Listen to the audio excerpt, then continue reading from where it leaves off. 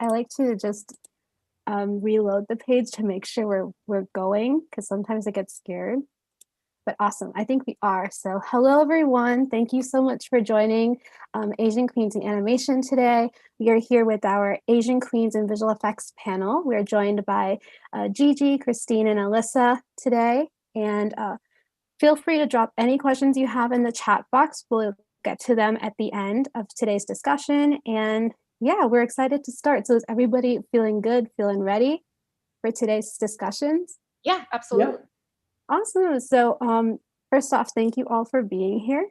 And I guess we could start this discussion by introducing ourselves. So feel free to introduce yourself with your name, your pronouns, your where you work, your job title, and how you culturally identify. And then you can popcorn it to the next person if you'd like. So who would like to volunteer first? I'll go. My name is Gigi Ng. I'm a VFX supervisor, senior flame artist at Frame Store in our New York office. My pronouns are she, her, and I identify as Chinese American.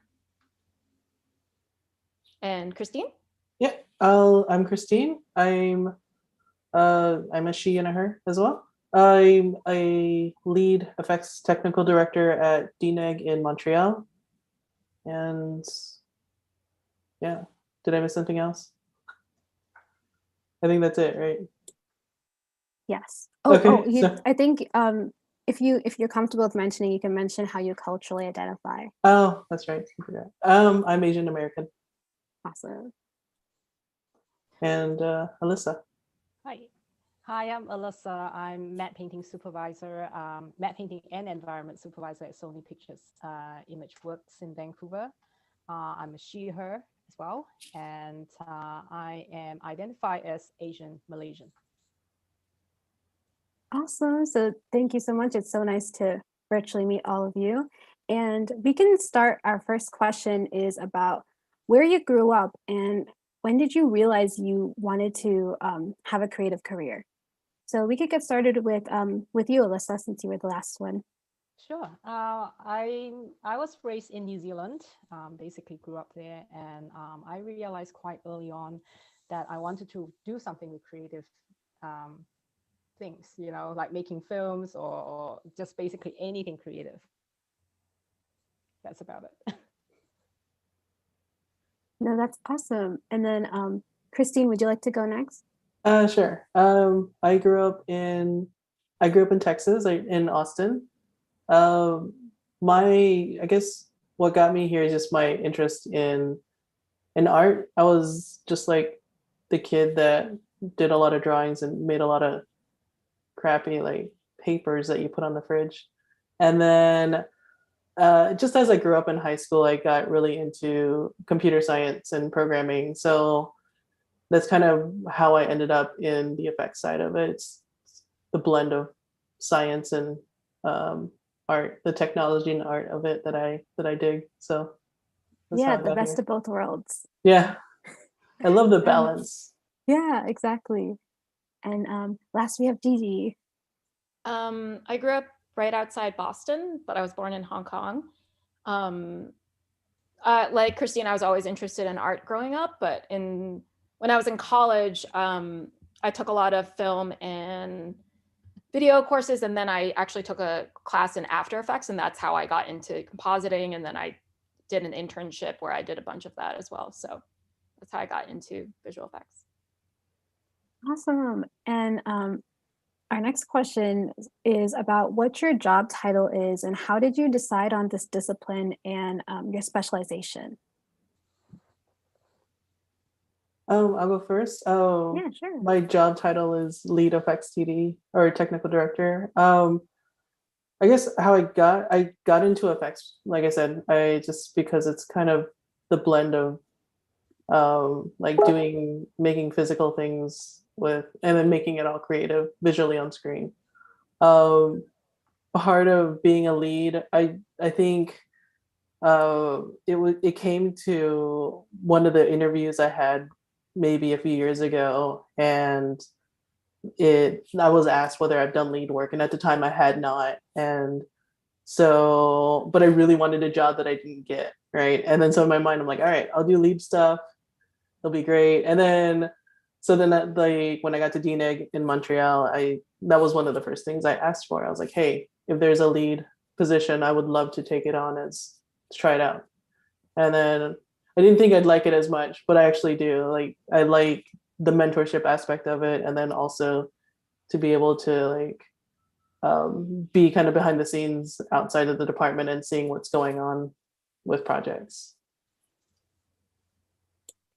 Yeah, that's so cool. And that's like, did you kind of looking back at when you first started, did you think that this would be where you like where you saw yourself, or is it something you just stumbled upon entirely and you're just like, wow, I would have never thought of that before? It kind of, yeah, it's kind of a little bit of both. Like I wanted, I think being in the entertainment industry was something that was like, this would be really cool. I'd love to do this. I don't know how to get into it. And then I also love watching movies and TV when I was a kid too. And when I found out about the industry, I'm like, okay, this is it. I'm gonna go for it. And going into leadership wasn't something that I thought of as a kid, or even as someone in college. I didn't think that I wanted to lead a team, but I found that it was something I really, really like doing. Yeah, that's awesome. And we can hop over to Gigi. Yeah, so after I took those classes in After Effects and then did an internship, I did several internships in school, and right after school, I was offered a job by this filmmaker that I had interned for, and she was starting this reality TV show. And so I was like, okay, and it wasn't anything to do with visual effects. It was being like a researcher, which means you would get clearance for posters and stuff like that. But then, so that was the job I got after school. But then I think it was after shooting a little bit of the show, and then maybe one day I went into work, it was just canceled. So then I was out of a job, and then I temped for a while, and then I ended up getting a job as a post-production assistant for Antiques Roadshow because they had a spin-off show. So I did that. So I worked in public television for a little bit, and then the spin-off show got canceled.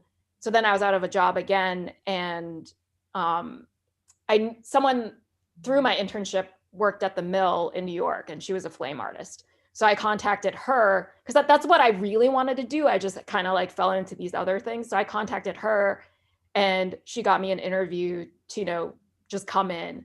And I even like lied and said I already lived in New York, which I didn't. I was still living in Boston. And, I trialed at the mill, and then they hired me in the dispatch department, which doesn't really, I think it still exists at the mill, but it used to be when people were still doing everything with tape and film. And you would have to like send out, the masters on tape, or when you get film in, you have to scan it all in and everything. No one does that anymore. But I just started there and just worked my way up from there. Yeah. That's so cool. And for a second, I sort of forgot about how effects are done with film, like with the strips. So it's really cool to see how far back effects are from, but also how new the industry still is and just evolving. Yeah, like in school, we had an optical printer. So like we would do effects that way. We would do stuff in After Effects and on the computer, but I remember trying to like do stuff on this optical printer that way. And then I remember seeing a really cool special on how they shot Star Wars, the Ewok scene, and how they just like rear projected stuff that they shot on this like painted painting and then reshot that. And you see all these like old techniques that they do, and it's still great. Oh yes, especially like miniatures and all of the special effects. It's amazing how they're still incorporating it now, even with the advanced technology. But we can go to Alyssa. So feel free to Sure. tell us about your job title and how you found your specialization. Okay, sure. My job title is Matte Painting and Environment Supervisor. How I decided to be in this discipline and focus in matte painting is basically I've always been a painter, especially landscape paintings. And the thought of creating a world, and bringing it to life is something that really drew me into it. To give you a bit of a background, I actually started out as a prosthetic and a special effects makeup artist working on sets. And then I transitioned into a production design within the arts department of the production. And then again, I transitioned into visual effects. So it took me a while to get to where I am. And definitely have ventured into so many different aspects, of creative industry, I would call it. Started out, in advertising as well, and then tried a little bit a stint in software development for game studios, and then finally decided film is where I belong. So, yeah, it's just about creating world is just something that I'm really passionate about. Yeah, that's really, really cool. And just for people who don't know, who don't have a background in visual effects, or they're really interested in learning about it, could you tell us about what a day at your job looks like and some of the things you might do on a daily? For me, started out with a good mug of coffee. That's a must. And then I go through my calendar. Usually my calendar is very full. So I usually go through with my coordinator and just plan out the day, what needs to be focused on today, and how my artist's workload look like throughout the day. And of course, then we have morning rounds, which we call it rounds, but I think most companies call it dailies in the morning with the visual effects supervisors and other department supervisors as well, where we present the work from the day before, work in progresses, getting creative feedback on, or just basically liaise with other departments as well to see what we need, as a department from their department to get our shots booked. So those are the things we go through in the morning. And then with the notes that we get from other departments or visual effects supervisors, I go back to my team, gather them all together, go through the notes, and just basically, do we have everything, we need to hit the notes before the afternoon rounds or afternoon dailies again.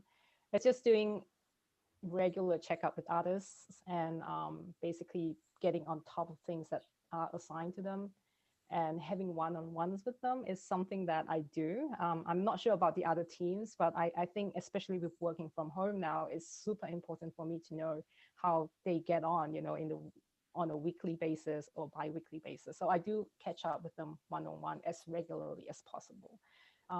It's just, I think it's a nice way to actually, for them to get to know me, and I get to know them personally as well without the whole team there. So they can actually be very honest with me what they need or what they lack of, and how I can best support them as a supervisor in a way to make them become more successful. And after that, when I have free time, I usually do biddings and go through production meetings, production notes, and target meetings and stuff like that. And also liaising with other departments offline to see where the stuff are, and obviously doing a lot of R&Ds as well. Being my department is, we handle environments and matte painting, but a lot of the time environments need a lot of R&Ds, especially collaboration with other departments, effects, for example.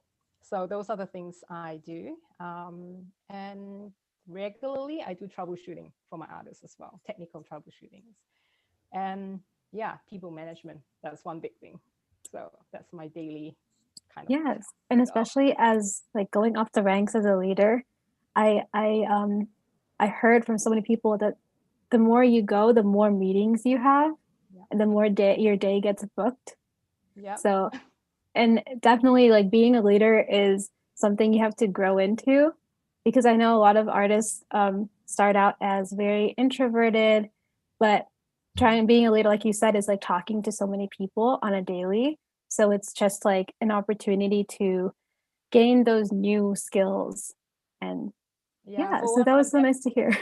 Yeah, I'm definitely an introvert. I wasn't used to speak up in dailies or rounds. I'm usually the one that sit in the back and just avoid everyone. But yes, being thrown into this position is kind of like a blessing in disguise as well, because it forced me to pick up the skills. So yeah. Yeah, and we can bounce over to Christine. So feel free to tell us what does a day in your life look like? It's a little similar to how Alyssa described it. Like It varies similar. There varies per project I'm on. Sometimes I'm the one leading the project, so taking just like doing rounds with the artists and then seeing what we can seeing, I guess, updates, what we can see to present to our supervisors and to get passed down the line to the lighting department, the comp department, depending on what we have. And it's kind of, we have like two sessions of it. You have a morning session, an afternoon session, and a lot of it is we're trying to get notes, taking creative notes, and then be able to just hit those notes or see where the problems are. I'm also I'm kind of bridged the like I bridged a little bit more on the technical side as for like pipeline problems, and also if it comes to a problem like of artists not getting able to get shots done or they're just hitting a wall, like that's where I'm helping in. And then on the other side, going between departments just to see what they need, seeing where we can help in getting things resolved, and um, and sometimes I'm also doing shots on my own. So it's I'm like kind of the process of the show. Sometimes you don't have enough people, or sometimes people have to go to other projects because of scheduling, and so I'm also cleaning up after at the end of it too. That's yes, especially that's nice to hear, especially because people don't really talk about the artistic role of leaders in the industry anymore because people don't know like whether they do their own shots or whether they're just leading the team. So it's nice that at some point you have a little time to do it. Yeah, no, I love diving. I honestly like I love diving into things. Like I studied engineering, and so my innate nature is to like dive in and figure out a problem. If there's a problem, like Troubleshoot. yeah, for sure, troubleshooting, figuring out why things are broken, and it's also sometimes you get in a situation where things get passed around between too many people that you don't know how to like unravel the mystery of other people's work. And especially when effects, when you have effects is like we have tools that can be done in different ways. So you could use a hammer to bang stuff at, or you could use a hammer to like hang something else. And it's I don't know. Well, how do they say it? Like a million ways to skin a cat. So there's all these different ways someone could do something, and because um, that's part of the mystery with like helping people out and finding out problems. Yeah, there's no right way. No, There's just 1,000. But there's yes, just a way to get to the approvals. That's all. yes. Oh my God. Yes. Especially for all the students who are watching, they're just like anything that'll get this project done, especially towards the end. But Gigi, would you like to talk about what your day looks like? Yeah, I mean, I think it's very similar to Christine and Alyssa's. I work in commercials mostly, so it's like a little bit different in terms of like how long we're spending on each project.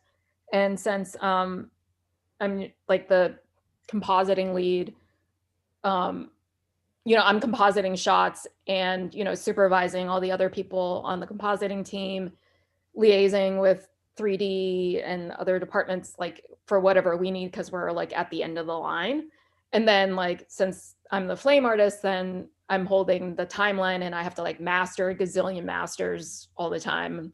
And yeah, bidding on future projects, doing pitches for like incoming projects or like stuff like that. So yeah, it gets really busy because like you're a lead and you're trying to manage all these people, but you're also trying to do your own work. So then you just end up working all the time because you're managing everyone and you're trying to get everyone to get their shots done. And then you're also trying to do your own work. So you end up working after the day is done, because you're in a million meetings about, you know, comments from clients or, you know, other things that you have to fix. And so, yeah, it gets to be, yeah, kind of tricky sometimes depending on the project, but yeah. No, yeah, that's great. And I always go back to this quote that one of my professors said, is that being a leader is like being a mom. So it's like you're constantly doing something and then you're constantly like checking in with people. Are you okay? But then also you have to do the dirty work and sometimes say, you got to be that person to say like, we don't have time to do this. Mm-hmm. So yes, being a leader is definitely hard, especially for artistic things where we're in a very fast-paced environment. And the next question we have is a little fun one, which is, what's been your favorite project to work on, or the project that you're most proud of? And whoever wants to go first, feel free to volunteer, but we'd love to hear what you've worked on. Spider-Man Into the Spider-Verse. Wonderful. That is my favorite movie. So good. So good. Thank you. Oh, amazing. It was really fun to work on it. So, yeah. For me, I'd say like the Fast and Furious, only because I got into the Fast and Furious movies when I was like in college, and I just got into it, and then it's just got ridiculous and crazy and just fun to watch. So when I had the chance to work on it, I really asked to get on there, and I thought that was, I mean, it was fun because it was just ridiculousness all over the place. That's so cool. And now when you watch that film, you can see your credit, like your name in the credit, and you're like, oh my God, I'm timeless now in the Fast and Furious realm. I've seen all the Fast and Furious movies, all of them. Me too. They're just fun. It's just like nuts. Just we'll whatever you want to do to stuff, we'll just crash things into whatever, and somehow we'll make a story around it. It works. Yes, the storylines. I'm still yet to watch Fast and Furious, but because there's just so many, I'm always intimidated on like whether I should start. But after today, I'm definitely gonna add those to my watch list. But Gigi, I know you mentioned that you worked on commercials, but is there any project that you feel very proud of, or that's your favorite so far?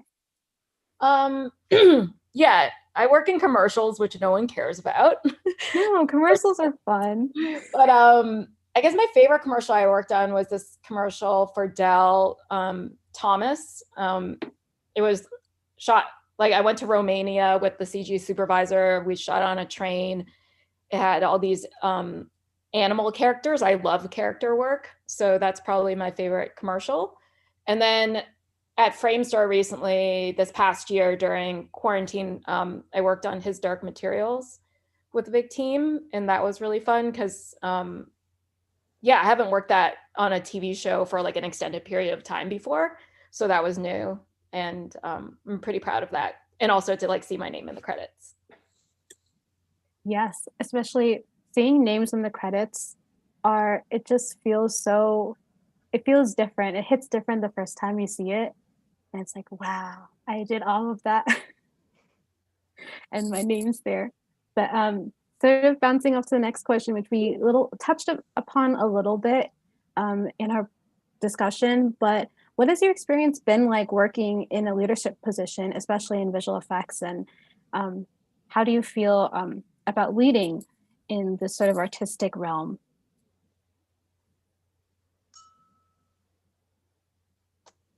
Shall I go? Yeah, sure. It definitely started out challenging, but I think now I'm getting a hang of it, and it's been great, and I'm loving it every single day. I just realized that being in a leadership position it's not a position where you can abuse your power, right? It's rather to use your power to influence, to inspire, and of course to make the changes for better. Right now I can focus on promoting women in visual effects, for example, and to promote diversity in the industry.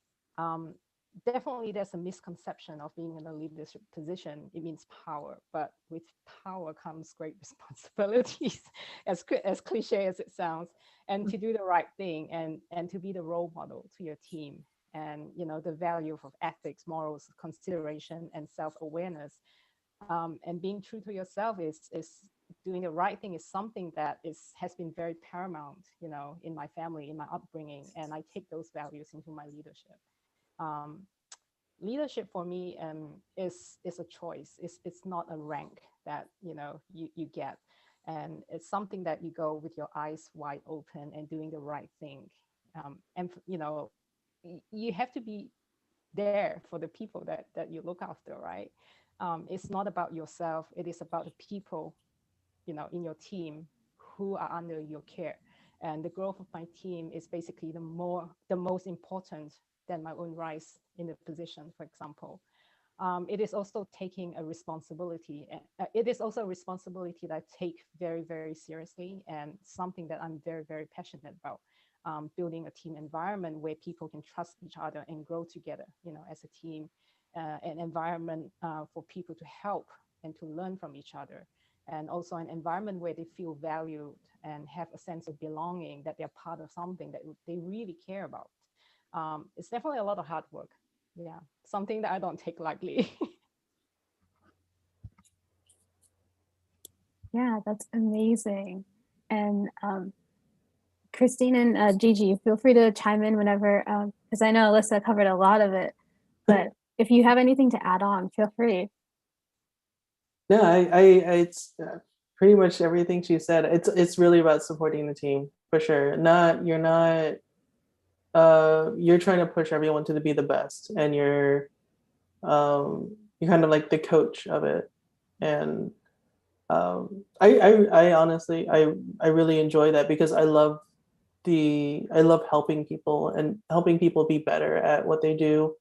And it's also like, I don't know, for me it's still a learning experience being a leader, partly because I'm I don't know, I'm always learning new things from other people, like even my own supervisors, how they treat people. I learned from the people in the past, and I've had really bad leaders before, and I've had bad supervisors. I'm like, I don't want to be like this guy, and I don't want to be like that person. Or so then it's like it's always an evolving thing in um how I pursue the day. Like there's some things I think about every day, and like what went right, what went wrong, how do we make this better? And that's kind of part of the, for me, what I want to do in what I want to like broaden my strengths, and for the leadership aspect is like to be to recognize what I did wrong or what I could have done better in any situation, because no one's a perfect person for sure. Yeah, I think it's really important, like as leaders, like in terms of leading, I always try to create a really collaborative environment. I think everyone's voice is important, and that like you'll get a better product if everyone feels involved. You're not just like a dictator that tells everyone what to do.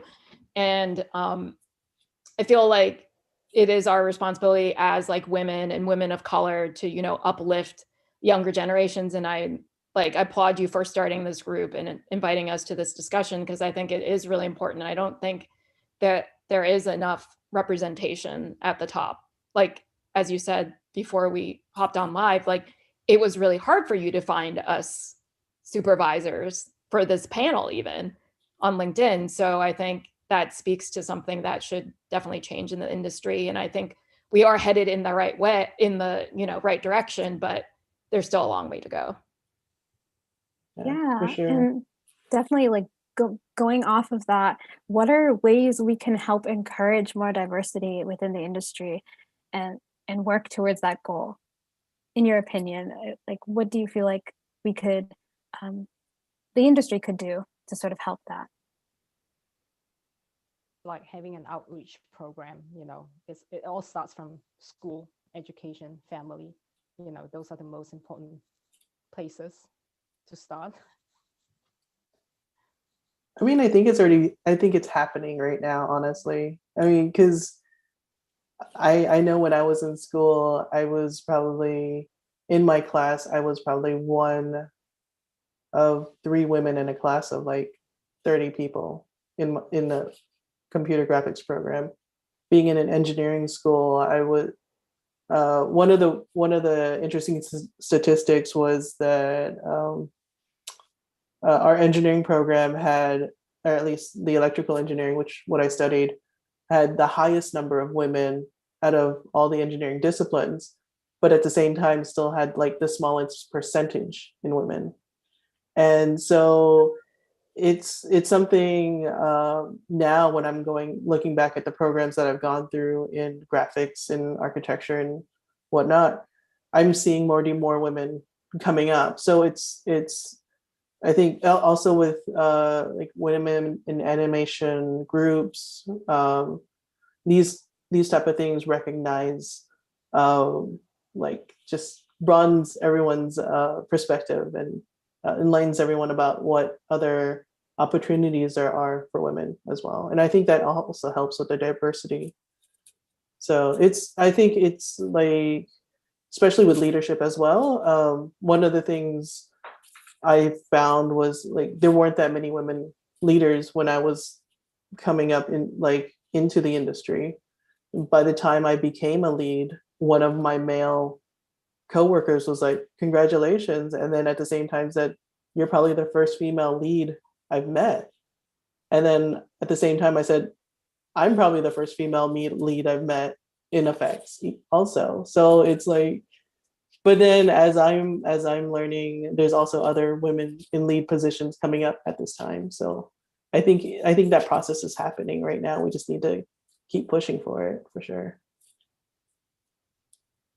Yeah, I definitely agree. And I think there are outreach programs like Access VFX and the Animation Project that support diversity and inclusion. And I think those are important. This is important. I think there should be more of it. I think, these panels and everything, it's just about, making ourselves seen and heard. Yes, definitely. And we're almost there. We're making it, like you said, it's happening. And we just have to continue to have the ball churn and the wheel going.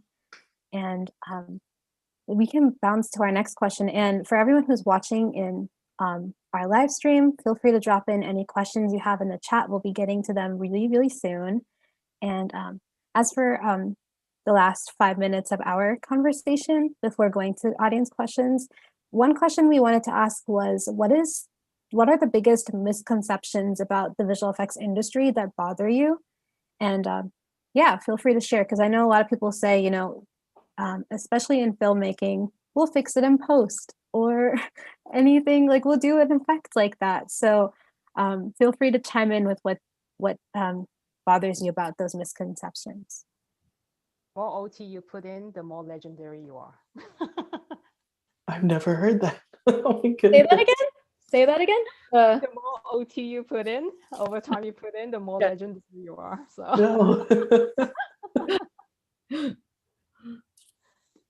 No.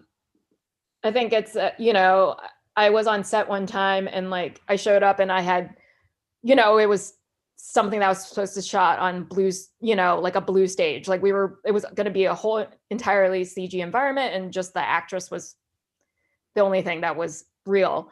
And they painted everything all these different shades of blue. And I was like, what is going on? Like, and then I remember the DP saying like, oh, so you're going to have to push like 2 buttons instead of 1.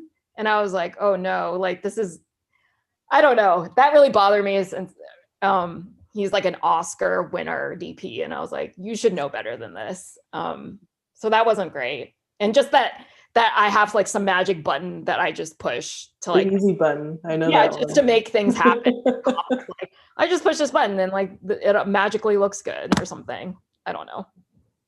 That's the common line that I think are, at least in effects, that we always go through. They're like, so we just push a button and it magically happens, right? Sure. But it's I guess it's not, it's always like the turnaround time is never as quick as you would like, basically. No, yeah, definitely. And we do have time for another question before we hop on to the audience questions. So, ooh, okay, so why don't we end with a fun one, which is, what is a project you wish you worked on? And like, any favorite movies that you wish, like, oh my God, if I could have been on that project, that would have been amazing. Or yeah, Oh man, anything. I'm gonna have to say Spider-Verse. When I saw that, I thought that Oh, was yeah, freaking same. amazing. Same. So good. There was can't so wait many for the things that second went one. through my mind. Yeah, it just blew my mind for sure. Especially for an animated feature, it's something that you don't see experimentally. Like you don't, it's not a classical thing that you'd see. It's something you you actually translate from a comic book style world. And I loved the thought process in that.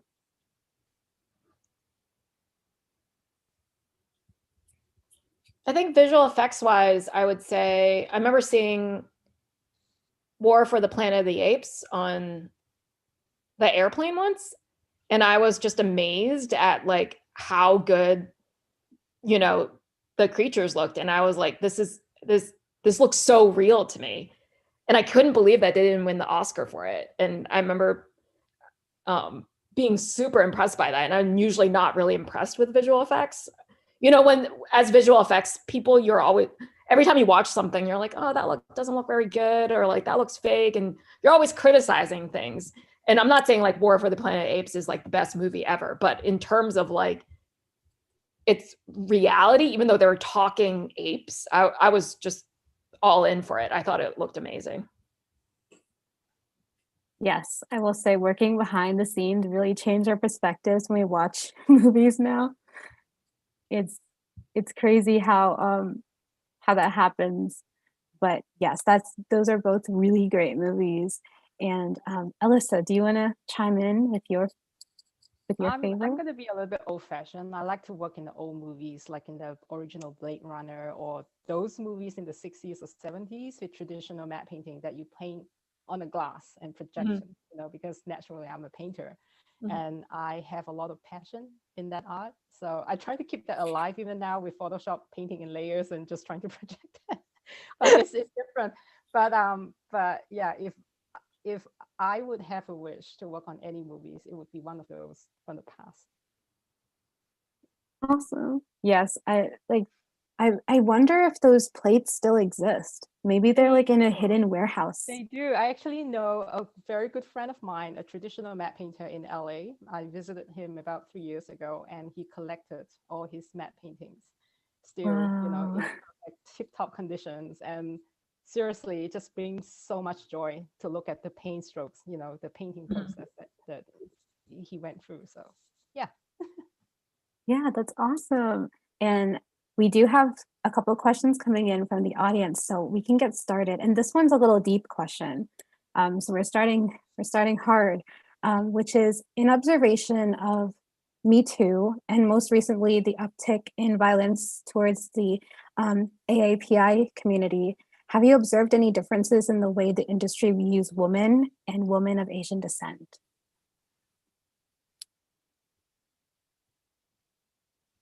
That's a very hot topic. Mm-hmm. I mean, being a woman is already one big thing for us to overcome, right? And especially if you put race into it, that's another level of difficulty.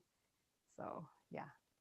I mean, I'm gonna let Christine and Gigi talk about this while I think it through. Pass it over. Oh, it is a tough one. It's okay if you don't want to answer. It's totally fine. It's a really hard question. I don't know if like in terms of like how the industry views women, like I think earlier this month when it was like International Women's Day, after that happened, I got kind of upset. I'm like, well, I mean, I guess we have a month now, but I was like, oh, so we just get this like one day. That's great. I'm not sure if, if our industry is doing enough to, promote women and, women of color. I think they're trying, but I in like the recent like Me Too movement, I don't see a lot of like change really. I'm not sure if that, and it's hard too, because I feel like if there was some change, then it could be viewed as like, it's weird. I'm sorry. I'm like all over the place, but I've seen, people, promote certain people into like these different roles of like, oh, I mean, this person's going to be the head of diversity, and like this person's going to be whatever. We're going to promote this woman of color to be the head of diversity, and that's going to solve our company's problems.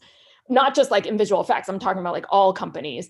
And I don't think that's like, I mean, that's a step in the right direction, maybe, but like, I don't know if that's enough. And I don't know if people know really what to do exactly. And I think,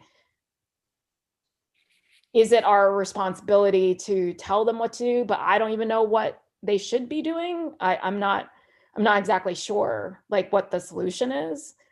When you're like, there is a problem, I'm not sure like what to do, because like, even if you do promote like tons of people of color to like higher roles, then, you get into that whole conversation of like,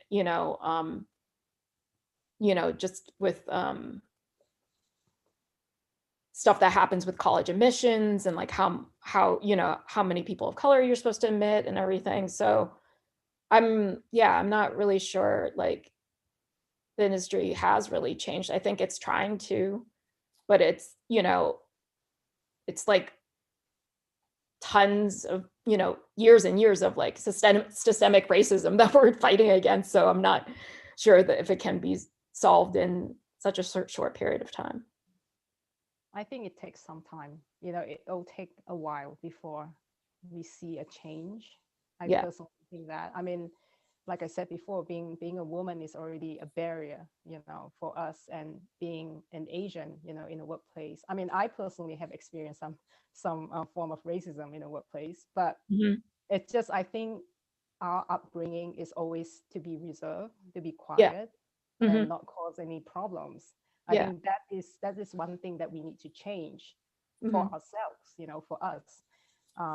It's just to, because we don't speak up doesn't mean that it doesn't exist, right? Yeah. So if we don't speak up because we have a lot of pride, I think that's just in our culture, in our upbringing. So it is there, but I think it takes years before we see something really change, unfortunately. Yeah, at least how I feel. No, I agree. It's sad. It's taking those baby steps.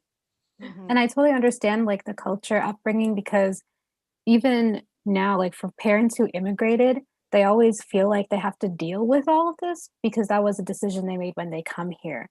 But for all of us who are born in the country where we grow up in, we don't see it like that because we were born here, like equal rights and everything. So it's a very hard thing to do because it's like a generational thing. And so, yes, I agree with that. But thank you for covering the really tough topic. And thank you to the person who asked the question, because it's a very hard thing to talk about, but it's nice to think about it, especially now it's really hard in the community. But we do have another question, which is about in regards to leadership, which is, in what ways do you support someone on your team if they are struggling artistically? I guess I'll start with that one. I don't know. I'm a person that likes to do one-on-one, and as hard as it is now, well, we're all working from home, I still make the time for people. And even if it's just like, even if it's over my lunch hour or like after hours, it's all about giving the attention to what they need, and also basically also having a conversation. It's not telling someone this is how things are done, this is what looks right, this is what you're doing is looking wrong or whatnot, but it's also having a conversation of do you understand why things look the way they do, or uh, these are probably the solutions to getting I don't know, getting this note taken care of, or um, and it's all about being immersed in like getting involved basically with someone to be able to help them out. I would say ask questions as well, like see, do you understand this? It's Yeah. I think I value people being very, very honest with me, especially with my team, that they can trust me and I can trust them in doing it. It's a two-way street, right? So that's why for me having a one-on-one with them, it's good, because then I can catch up on things that I might have missed, especially with working from home. So asking questions and listening to them is I think two of the main thing that we can help to support them. Yeah, I think that's true. Yeah, like a one-on-one. I also think it's, yeah, asking questions. It's hard too, because like sometimes you see something and it's hard when as a compositor, you're like, oh, do you see this? And then they don't see it that way. So you just try different ways of explaining, like to get your message across of like how you think it doesn't look quite right. And then you'll come to a point where you do get your message across, because people see things differently and you just have to communicate in different ways until they understand where you're coming from, and then they'll finally see what you're seeing. So yeah, it's about just, yeah, trying to support them that way. Yeah, and especially I know we talked about work from home. So someone had a question about, have you been enjoying work from home, or do you or are you excited to go back in person? I am Or enjoying working from home. For once, it's because I get a lot more done. I don't have people stopping at my desk every 5 minutes. I can, just basically tell them I'm not available. You can come back at 4 or something rather. So I'm enjoying it, but at the same time, I kind of miss seeing my team, seeing the people that I work with. So. Same, I'm on the same boat. I like the ease of the home part for sure, and I think it's the social aspect. You don't have that person next to you that that has like he's really good at coding, so I know he'll know like all the Python stuff I need to know, and I need just one little thing. It's so much harder, I think, um, just mentally to be able to just type even a message, be like, I don't even know what I'm going to ask him or who to ask. But being next to someone, you could just ask someone, and if they don't know, they could point you to someone else. And it's always that tap on the shoulder is just something I'm missing right now. I'm enjoying working from home just for the aspect of not commuting and being able to just roll out of bed and then be like, oh, there's my desk. But I do miss, seeing coworkers and being social. It's different through a computer screen. So, I mean, I hope, I guess, in the future, like there could be some, I know every town hall meeting we have with our company, everyone asks about like, what's going to be like, and can we work remotely and everything. And I think this is going to change a lot of how our industry works, because everyone always thought you had to be in the office. Like, certain people could work remotely or work from home, and they're like, it's not possible, but now it is possible. So I think that opens up a lot of great possibilities for like some sort of hybrid work situation. And if you could like, travel to Fiji and just live there for a few weeks and work, and then I don't know, it's exciting, I think, to think of like what will come. Yeah, I think it's definitely good to think about that we have the freedom to choose to go to work or not. Sometimes your project might not need you to be on site, and sometimes you might have to be on site for your team, for example. And it's definitely one of those things that I miss the most, is celebrating small milestones with the team. That you can just go out to grab lunch or grab a drink because you achieve something, a milestone in the project. It's something that it's kind of weird when you do it online. Like cheers, through a Yeah. webcam. It's definitely a social aspect of things. I literally went through that like just a few weeks ago. My team just went through like just a big hump of work. And I remember one morning I was just like, guys, if you were all here, I would be buying you beers right now. And then someone's like, but it's 10 a.m. I'm like, I don't care. You guys are awesome. Yeah, it's the thought of like just giving the team something, like, I used to walk to work with donuts just because I can, but now it's just I might have to deliver it myself. Yes, and DoorDash is too expensive for that. All those, I don't know, Grubhub, it's, oh my God, to send it individually. But I feel that if I were a leader, I would totally go get bagels or like cupcakes or something for the tiniest little things, even people's birthdays, and celebrating. And I know we're wrapping up to our last couple minutes, and I thought it would be cool to talk about a couple questions that would help people who are interested in joining the industry. So I wanted to ask, are there any words of advice you have for up and coming professionals who are looking to break in? I'd say network. I'd say network. Just don't be afraid to talk to people. That's really how you learn about what you want to do, what you love to do. If you even want to pursue the direction, like whether it's effects, whether it's matte painting, whether it's compositing, they're all different avenues, and different people have different styles for that too. Find a strong mentor, I would say. If you're lucky enough to get a strong mentor, then go for it. And secondly, don't give up hope. It's very tough at the beginning. I get it, because we have all been there. But once you actually have a foot, in the door, it gets easier as time goes. Yes, and a little shout out to Alyssa. She's going to be one of the mentors for Women in Animation's next mentorship program. So yeah, that's a great way to get started.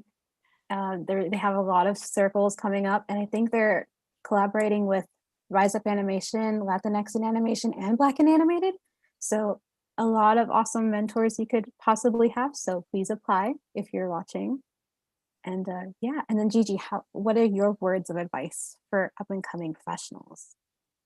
I agree with getting your foot in the door. I mean, someone reached out to me in LinkedIn and was just networking, and I met with her, and now she's an intern at Framestore. Like, you never know like what's going to happen like when you reach out to people. And I think a lot of people think that you have to be, at a certain level, and we all go through imposter syndrome. I just read this, my friend just sent me this really interesting article from Harvard Business Review about imposter syndrome and how we should stop telling women that they have imposter syndrome. But anyway, as an aside, I would just say like don't doubt yourself, like just keep pushing. And you might think that other people have more knowledge or more skill than you, but like the longer I've been in this industry, the more that I found out like everyone has a certain skill level for sure. Like there are definitely people who are very skilled, but like some people are just winging it, and like they're just not that great, and you just don't find that out until later, and you just don't think that you're that great because but yeah, just keep pushing, keep going for your dream. Yeah, and I guess our last question can be an also motivational question, which is people have this conception that once you're in the industry, you know exactly what you're doing at all points of time. So was there ever a time you had a challenge, and what helped you overcome it and get that solution? Every day you learn something new. That's what I learned. when you actually least expect it, when you think that you know everything, that's when you get hit the hardest, I think. Um, I think to overcome that is to be nice to everyone, to be humble, and to absorb every information that comes your way, and take the opportunity to learn from everyone. You know, I might not know a lot of things from layout, for example, effects or compositing. So network with those departments, I think is the best way, because yeah, it's always challenging in our industry. You never stop learning, for sure.